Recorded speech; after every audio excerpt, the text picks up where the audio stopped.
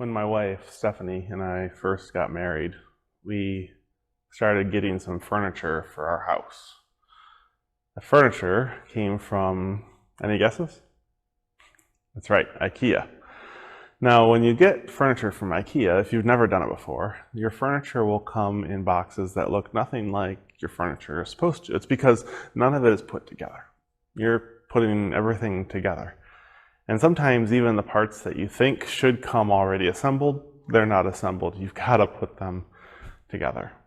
It can be kind of frustrating, but one of the things that I learned is the more IKEA you build, the more intuitive it becomes. It's the same tools, it's the same hardware, and sometimes it's even the same rhythms of how they get put together. The more you do, the more you build, the easier it gets.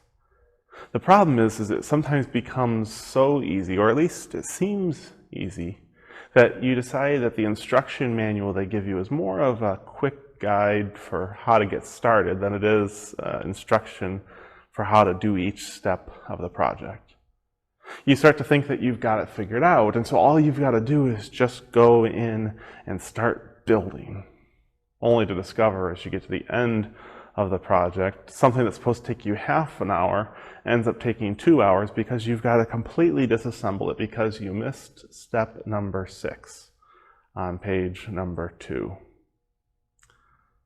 Well, it can be frustrating, but life can be like that too. We start thinking that we've got it all figured out. I've done this a million times before. I can do it again. I have given a sermon, I might say, hundreds of times.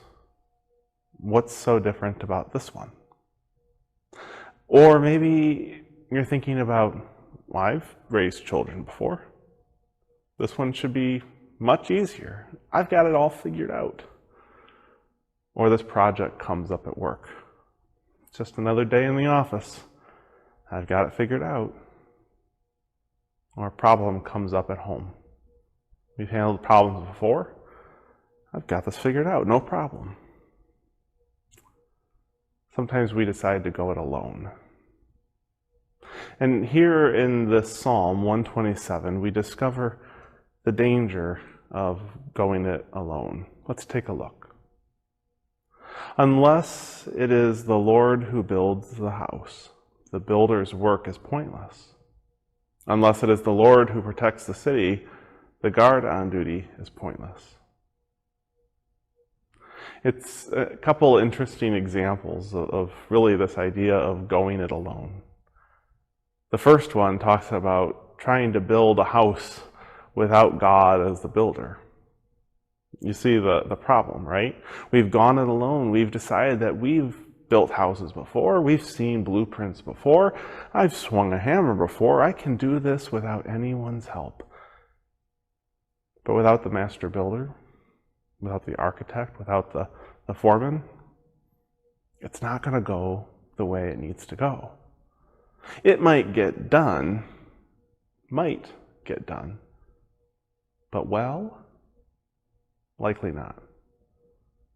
Or what if we were to say that we're going to protect our city, we're going to protect our town, we're going to protect our church, our school, our home. We're going to protect that which we find comfort in. But we don't let God be part of that? We might protect it, but well, likely not. You see, sometimes we start to think that we've done this Christianity stuff so many times, this church stuff so many times, that we don't need God anymore. God has got us to this place, and now we are ready to go it alone. The problem is, the only reason we've gotten to this point is because we've let God in on the process. Don't let God out of the process now. Don't kick God out of the building site. Don't kick God out of the watchtower. Let God remain part of what it is you're doing as a church, as a community, as individuals. Allow God to be a part of it. Amen.